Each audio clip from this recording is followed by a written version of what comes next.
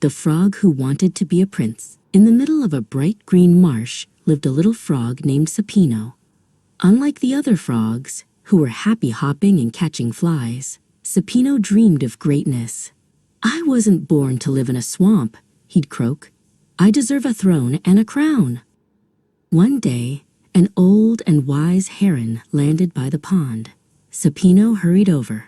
"Lady Heron, you've flown to many places.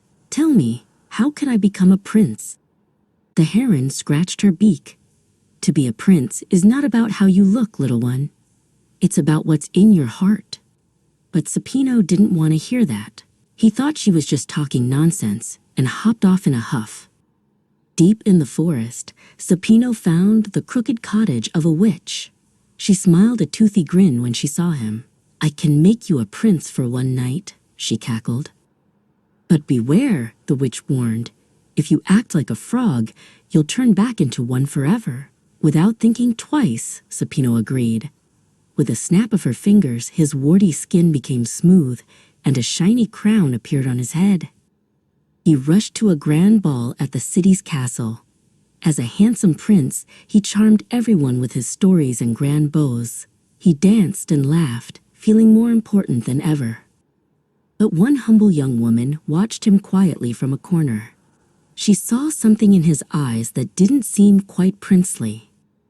During the feast, a juicy mosquito flew near the food. Sapino couldn't resist. Forgetting where he was, he leaped across the table and caught it with his long, sticky tongue. Zap!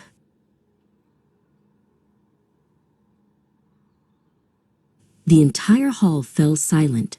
The young woman smiled faintly. "It seems the prince still has the soul of a frog." At that very moment, the spell was broken. Sapino found himself back in the muddy swamp, the crown sinking slowly into the water. He remembered the heron's words, "To be a prince, you must have nobility in your heart." From that day on, Sapino changed. He began helping the other swamp creatures, learning that to be truly great, one must first be good.